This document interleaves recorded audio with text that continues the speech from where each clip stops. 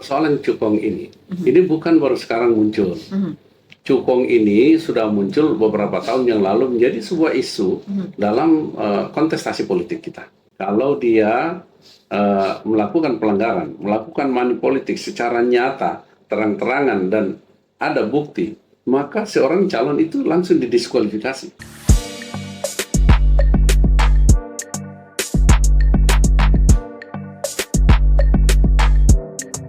Assalamualaikum warahmatullahi wabarakatuh. Selamat datang kembali di Mansur Ahmad Foundation Podcast dengan saya Ika Melani Utari. Ini kita sudah masuk ke episode kedua, Prof, kali ini. Jadi kita baru saja langsung ya, Prof ya. Kita baru saja melaksanakan pemilu 2024 nih, Prof. Kita baru saja pemilu pemilihan umum untuk kepala daerah. Untuk kepala negara, presiden gitu. Nah, ini kita ngobrol-ngobrol sedikit nih, Prof. Santai aja gitu tentang pandangan Profesor tentang pemilu yang kemarin ini. Karena kan sudah berlalu, tetapi masih ada sisa-sisanya karena masih ada tadi hari ini justru di tanggal 20 tanggal berapa nih sekarang? Tanggal 27 ya. 28 Maret 2024 ada di MK nih lagi ribut-ribut nih, Prof, gitu ya. Hari ini baru mulai. Nah, kalau Profesor lihat sendiri gitu ya, Prof ya. Sebelumnya mungkin sedikit keterangan ini dari Kemenkeu, Prof. Iya. Bahwa biaya pemilu kita ini tahun ini itu mencapai 71,3 triliun. Gede banget, Prof. Naik 57% dibandingkan pemilu 2019. Iya. Ini kalau dilihat dari akademisi gitu ya, Prof ya, dari pengalaman Profesor mungkin karena sudah lebih lama hidupnya daripada saya dan sudah pasti udah ikut pemilu udah lebih banyak gitu ya, Prof, dari kita semua. Kenapa sih, Prof, pemilu di Indonesia tuh tinggi sekali ya, Prof ya, biayanya, Prof?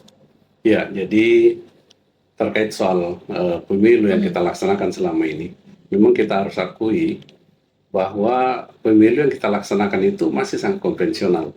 Kalau dibandingkan dengan negara-negara lain. Gimana tuh, Prof, konvensionalnya? Ya, kita masih melaksanakan, ya masih sangat manual gitu. Meskipun ada IT sudah mulai kita gunakan, tetapi kita belum sepenuhnya menggunakan itu. Oleh karena itu menimbulkan cost yang sangat tinggi. Kita masih pakai coblos itu loh, Prof. Ya, nah itu dia. Oleh karena itu, kalau kita dengan konvensional seperti itu, ini biayanya pasti tinggi. Kita harus siapkan logistik yang cukup, kita harus siapkan kertas, kita harus siapkan bilik suara, kita harus siapkan segala macam terkait dengan pelaksanaan atau penyelenggaraan pemilu itu. Nah, oleh karena itu, kalau kita coba melihat bagaimana negara lain dalam melaksanakan itu sudah sistemnya sudah canggih, ya. Dia sudah melakukan sidik jari, nggak perlu diantar kotak suara itu dari kampung ke desa, ke kecamatan, ke kabupaten, ke provinsi, ke pusat. Coba bayangin selama ini, Mbak Ika, itu berapa lama baru bisa kita melihat langsung atau sampai hasil itu ke pusat.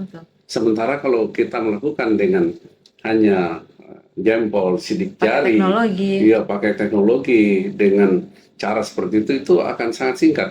Kira-kira masih berlangsung yang lain, ini data hasil yang sudah ada bisa langsung masuk di pusat. Dan sudah bisa sebenarnya kita tuh, Prof.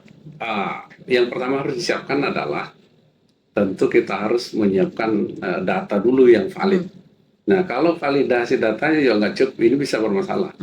Nah, oleh karena itu validasi data itu sangat memungkinkan untuk kita harus menyiapkan segala sesuatunya kalau kita mau melakukan seperti itu.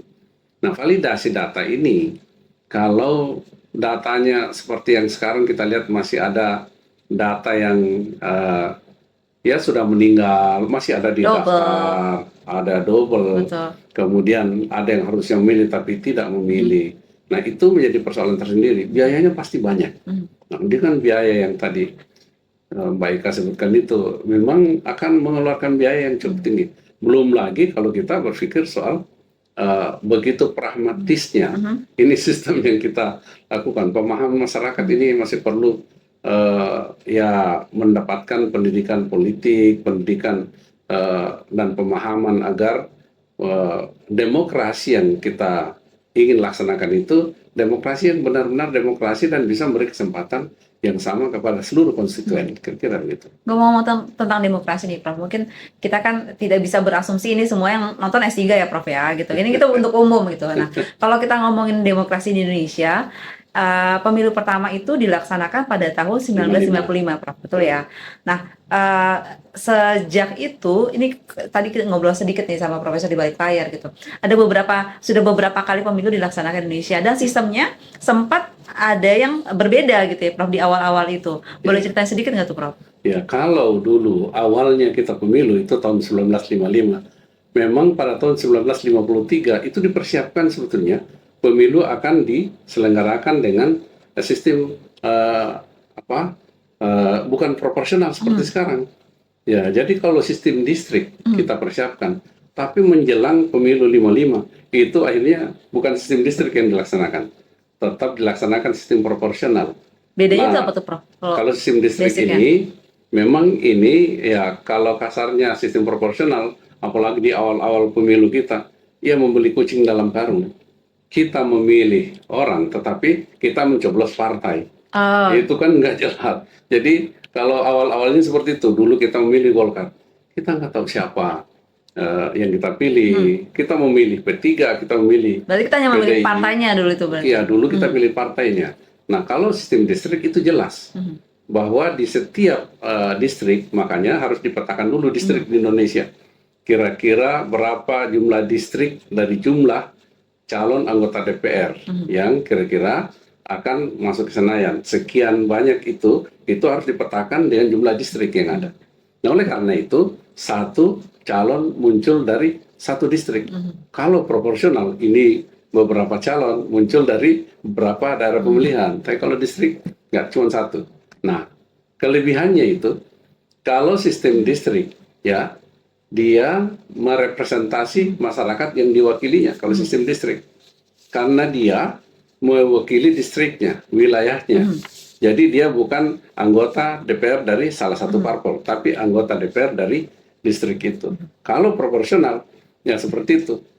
Dia mewakili partainya dari dapil yang telah ditentukan. Jadi sebenarnya pengaruh partai itu sangat besar. Sangat besar, pasti sangat besar. Nah, kemudian tadi 55, berikut kita pemilu seterusnya. 71, kita pemilu lagi 77, kemudian 82. Ada lompatan waktu yang tidak 5 tahun ya, Prof? Ya, kita laksanakan ketika itu di tahun 1971. Ya, waktu itu ada keinginan, apa bukan keinginan ya, ada pemahaman yang memang diembuskan, diinginkan ketika itu pimpinan, ya ada yang menginginkan presiden seumur hidup, sehingga baru dilaksanakan pemilu pada 1971. Jadi sebenarnya isu presiden seumur hidup itu bukan hanya sekarang-sekarang aja ya, Prof ya? Udah lama juga gitu ya. Sekarang dibatasi 2 periode ya. Iya, betul. Sama dengan Amerika. Walaupun ada omongan-omongan selentingan gitu kan. Ya, kemarin kan ada isu-isu seperti itu. Tapi ya akhirnya kembali pada ketentuan regulasi kita bahwa presiden dapat dipilih kembali ketika telah menyelesaikan masa periodenya 1 kali. Dimungkinkan untuk dipilih kembali untuk 1 kali. 1 kali lagi, berarti 2 kali lagi. Oke. Itu ketentuannya. Prof, ini menarik kalau kita ngomongin soal pemilu karena kita melihat banyak hal-hal yang ada di balik layar pemilu itu gitu ya, Prof ya. Kita melihat mungkin kalau secara awam itu orang-orang melihat di balik partai politik gitu ya, ada peran-peran mungkin perusahaan yang besar, atau justru pemilik partai politik itu adalah pengusaha yang besar itu sendiri gitu ya, Prof ya gitu. Kalau dalam istilah politik gitu ya, kalau di istilah awam tuh ada yang namanya cukong politik gitu. Menarik ya, Prof ya gitu. Banyak yang membahas ini cukong politik ini. Kalau dilihat dari sisi akademisi gitu ya, Prof, itu sebenarnya dipelajari kah, Prof gitu ya? Terus kalau misalkan dipelajari, esensinya itu seperti apa sih, Prof, dan signifikansinya di dalam perpolitikan kita? Nah, bicara soal cukong politik memang itu banyak istilah-istilah ya. Ada investor, ada. Dan ini sebenarnya istilah akademis ya, Prof ya? Iya. Jadi cukong itu bahasa biasa kan, cukong itu, terus ada istilah investor, ada namanya ya oligarki, macam-macam namanya. Tapi persoalan cukong ini bukan baru sekarang muncul. cukong ini sudah muncul beberapa tahun yang lalu menjadi sebuah isu dalam kontestasi politik kita. Jadi isu baik secara nasional maupun secara lokal ini hampir semua kalangan membicarakan soal cukong-cukong itu. Nah, peran cukong memang itu ya harus diakui itu ada. Bahkan hasil-hasil survei, ada pernyataan-pernyataan pejabat-pejabat tertentu yang termuat di berbagai media. Ya, ada yang mengatakan survei itu mengatakan bahwa 82% pilkada yang dilaksanakan itu atas peran cukong. Di survei yang mengatakan. Di survei, hasil survei. Bahkan ada hasil-hasil survei mengatakan bahwa untuk bisa jadi seorang bupati wali kota harus siapkan dana 20 sampai 40 miliar. Kalau mau jadi gubernur siapkan dana sampai 100 miliar. Kalau harus jadi anggota DPR RI siapkan dana ya 2 sampai 4 miliar. Ini hasil-hasil survei yang termuat dalam berbagai media. Jadi secara terbuka orang melihat itu. Bahkan ada pernyataan sampai 92% ini peran cukong bermain dalam kontestasi politik kita. Nah, karena itu kalau ini dibiarkan seperti itu, maka nanti pemahaman masyarakat itu akan terbiasa dengan pemahaman bahwa dengan peran yang ada seperti ini berarti ada uang yang begitu banyak berputar di kegiatan kontestasi politik. Oleh karena itu, ya masyarakat yang ada pun juga berharap banyak. Coba kalau kita ke daerah, tanya masyarakat, Bapak mau pilih siapa? Ya kadang ada jawaban belum tahu karena belum ada yang datang. Jadi pertanyaan itu sebenarnya kenapa mereka itu ada sih, Prof? Seberapa signifikan dan besarnya sebenarnya biaya yang harus dikeluarkan seseorang itu. Tadi kan surveinya kan katanya ada sampai 2-4 miliar untuk masuk ke dalam untuk menjadi bupati, untuk menjadi wali kota gitu ya, Prof ya. Sebenarnya tuh kalau misalkan formalnya gitu ya, Prof ya. Ini kan pasti kan kalau misalkan kita ngomongin pemilu ada dana formalnya dong, Prof ya. Ada dana yang nantinya akan dicek dan akan akan dicek oleh si KPU kan, Prof ya, pada akhirnya gitu ya. Berapa yang masuk gitu kan, berapa pendanaannya gitu dari luar seperti itu. Besar sekali kah, Prof gitu ya, untuk seseorang menjadi pejabat atau masuk ke dalam DPR gitu? Ini memang harus diakui bahwa yang tadi itu politik kita ini terlalu pragmatis. Orang kembali lagi ke situ berarti. Kembali ke situ. Orang kalau memilih siapa, kalau ada kompensasinya gitu. Karena seperti itu pemahaman masyarakat yang sampai saat ini harus dirubah mindset berpikirnya. Nah, oleh karena itu memang dengan biaya yang sangat tinggi itu baru kita bicara anggaran negara baik APBN maupun APBD ya, misalnya tentang biaya KPU, ya lembaga-lembaga penyelenggara, biaya Bawaslu, biaya keamanan, belum lagi kalau ada masalah muncul seperti segala macam keamanan. Itu belum kita hitung bagaimana biaya yang harus dikeluarkan oleh kontestan yang ikut berkontestasi itu biayanya banyak. Sampai ada yang mungkin stres ya, Prof ya. RSUD itu sampai membuka bangsal kejiwaan kalau misalkan lagi pemilu kayak gini. Banyak sekali dampak yang bisa kita lihat yang ditimbulkan akibat begitu besarnya biaya. Sudah menjual segala macam tapi nggak masuk, bisa stres. Nah, kalau di negara-negara lain memang sangat dibatasi biaya penyelenggaraan pemilu. Misalnya ya dilarang melakukan money politics, ya. Kalau ketentuannya seperti itu, memang harus kita lakukan, berikan sanksi kalau ada pelanggaran. Kalau di beberapa negara yang saya tahu, kalau dia melakukan pelanggaran, melakukan money politics secara nyata, terang-terangan dan ada bukti, maka seorang calon itu langsung didiskualifikasi. Tapi kita belum bisa melakukan itu. Di undang-undang pemilu kita belum ada. Kita belum ada seperti itu. Jadi belum pernah ada calon, baik calon bupati, wali kota atau kepala daerah ya secara menyeluruh, maupun anggota DPR yang didiskualifikasi hanya dengan seperti itu. Sudah dilapor oleh Bawaslu, tetapi pada kenyataannya ini tidak dapat sanksi seperti itu. Kalau tegas dinyatakan bahwa jika terjadi pelanggaran atau melakukan money politik secara nyata, diskualifikasi. Kira-kira ini ada efek jerahnya. Tapi kalau nggak salah, MK itu beberapa tahun yang lalu pernah memutuskan untuk membatalkan hasil pemilu kada kalau nggak salah, Prof. Ya, kalau misalnya ada kecurangan, secara nyata dibuktikan kecurangannya ada dan masuk ke proses hukum. Sehingga kalau nyata di situ dilakukan ada penggelembungan suara misalnya, maka bisa di daerah tertentu dibatalkan dan dilakukan pilkada ulang, seperti itu. Tapi kan memang negara itu tidak bisa menanggung ongkos pemilu keseluruhan, Secara ya, Prof, keseluruhan ya? nggak bisa. Tidak bisa gitu ya. Ya, terlalu besar. Betul, terlalu besar gitu. Apalagi kalau misalkan nanti harus ada yang dua putaran gitu, Prof. Itu pasti akan lebih membengkak lagi Nah, gitu. itu lebih membengkak lagi. Betul. Ya, memang ini perlu dilakukan pendidikan politik kepada seluruh masyarakat. Pendidikan politik itu saya beberapa negara yang saya pahami melakukan pendidikan politik itu melalui parpolnya. Jadi parpol yang memberikan pendidikan politik, bagaimana memberikan pemahaman demokrasi kepada konstituennya, sehingga nanti dia tidak melakukan hal yang sama. Jadi etika politik itu sebenarnya dari parpolnya sendiri itu yang mengemukakan gitu, Ya. ke konstituen dan ke mungkin ke tim-tim di dalamnya gitu ya, Prof, ya, mungkin orang-orang yang akan bertanding gitu ya, kontestan sih. Nah, itu dia. Karena itu memang perlu ada aturan tegas dan harusnya diberikan sanksi sesuai dengan aturan itu. Kalau dia pasang baliho belum waktunya, harus ada sanksi. Iya, betul. Sehingga ini tertib.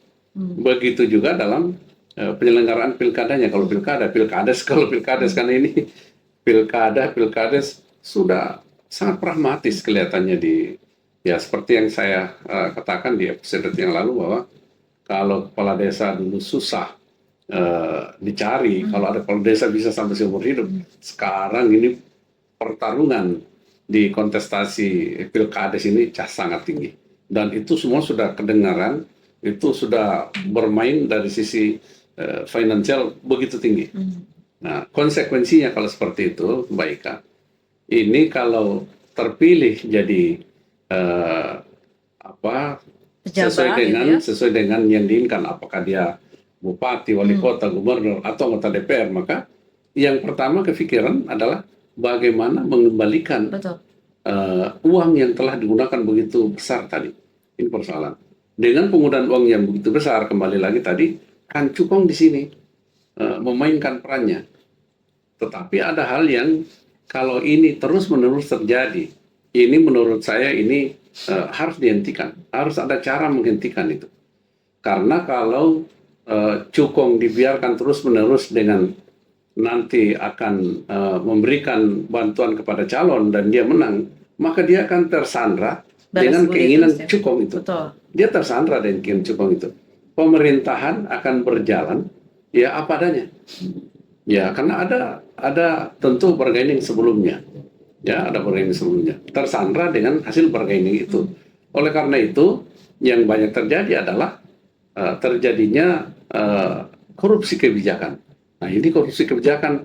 Ini kalau ini terjadi dan sudah terjadi. Ini menarik ya, Pak. Maksudnya berarti kebijakan-kebijakan yang favorable berpihak kepada pihak-pihak tertentu untuk memudahkan mungkin ya, Prof. Ya, tentu nanti akan berpihak kepada, karena ada konsesi yang lahir dari peran cukong tadi misalnya. Siapa yang memberikan bantuan dana, pasti ada konsesinya. Ya, ada keinginan-keinginan yang disepakati sebelumnya yang sifatnya bargaining atau kesepakatan meskipun tidak tertulis misalnya, tetapi tentu ada ikatan. Nah, kalau dia nanti terpilih jadi kepala daerah, maka saya katakan tadi dia tersandra dengan itu. Jadi kebijakan-kebijakan yang ada bisa menguntungkan siapa tadi yang memberikan bantuan terhadap mulusnya dia mencapai tujuannya tadi jadi seorang kepala daerah atau jadi anggota DPR. Ini jadi kayak ayam sama telur nih, Prof. Duluan yang mana ya, Prof? Jadi yang harus dibenahi duluan tuh yang mana jadi, Prof? Ya, kalau bicara ayam telur ya, yang mana duluan disebut itu yang duluan. Nah, tetapi kalau kita bicara soal ini kan sudah berjalan. Yeah. Sudah berjalan. Jadi kalau dia sudah berjalan, maka harus ada cara menghentikan itu. Paling tidak meminimalisir apa yang telah terjadi saat ini. Caranya gimana, Pak? Apa perubahan sistem atau seperti apa? Yang pertama tentu yang tadi bahwa jika terjadi pelanggaran harus ada sanksi. Sanksi. Ya, yang kedua biaya pilkada memang ya harus diperkecil.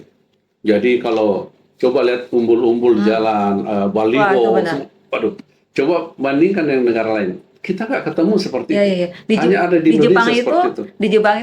mereka kampanye pakai satu mobil, pakai toa, dan Ya, itu mereka jalan gitu aja, nggak ada. Bagi selebaran juga betul. satu-satu gitu ya, nggak ada yang namanya umbul-umbul kayak gitu. Bahkan ada di beberapa negara itu, kalau dia di sana ada 15 partai atau berapa partai, ya itu ada tiang disiapkan misalnya di segitiga atau di lapangan atau di tempat tertentu. Itu sejumlah partai itu.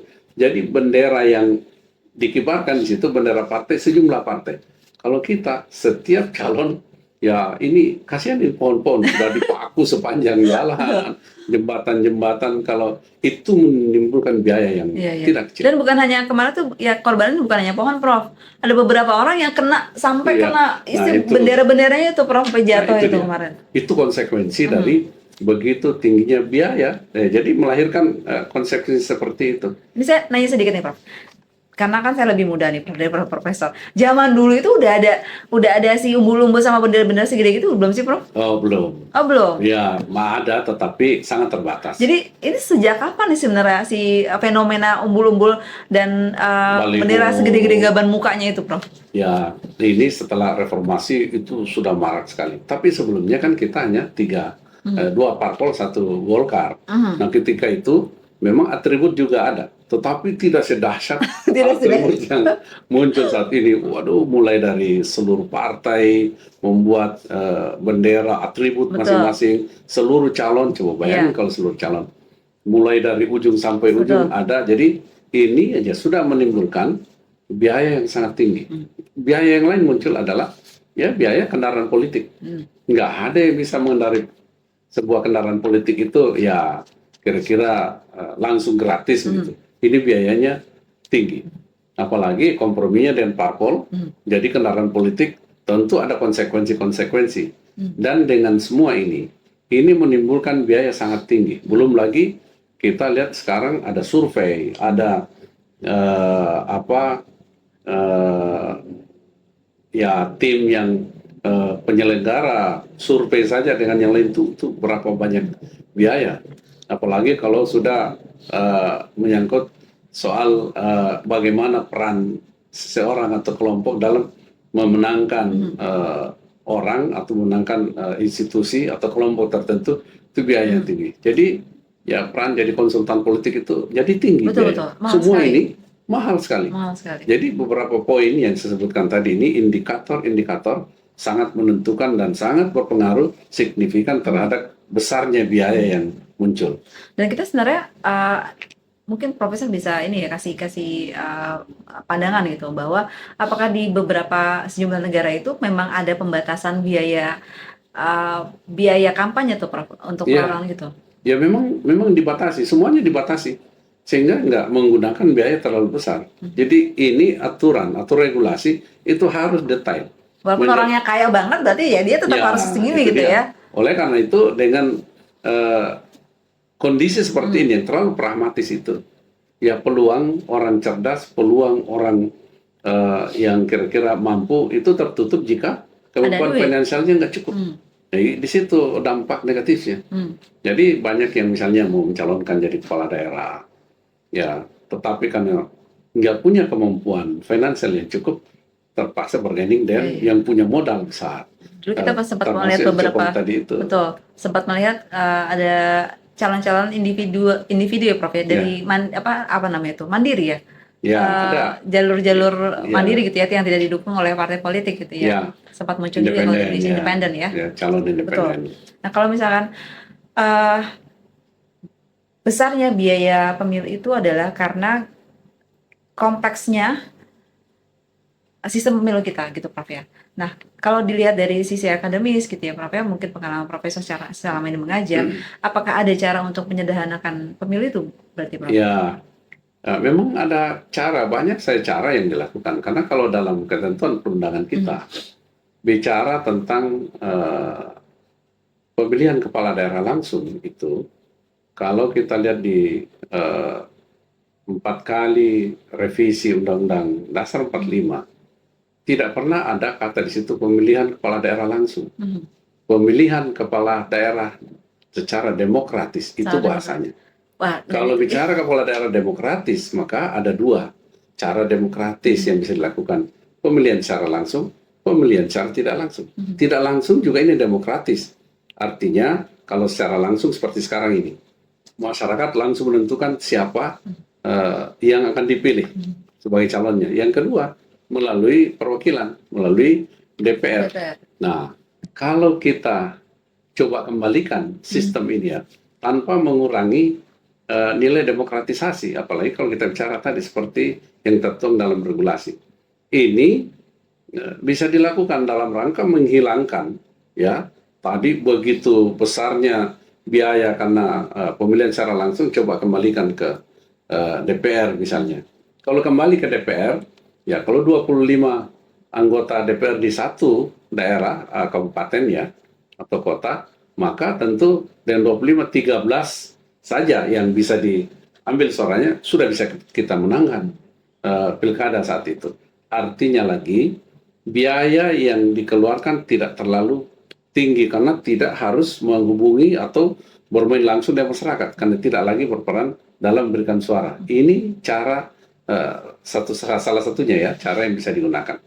Yang kedua, memang ya kita di samping melakukan seperti itu, kita harus ya menetralkan misalnya PNS, ya salah satu upaya kita netralisasi PNS. Kita bicara selama ini netralisasi PNS, tetapi pada prinsipnya ya enggak juga, karena ada kepentingan yang bermain di bawah. Kalau Mbak Ika yang jadi pejabat di daerah tidak terlibat atau tidak ada kontribusi terhadap terpilihnya seorang kepala daerah, maka jangan berharap bisa dapat posisi pada berikut setelah dilakukan penentuan posisi ya.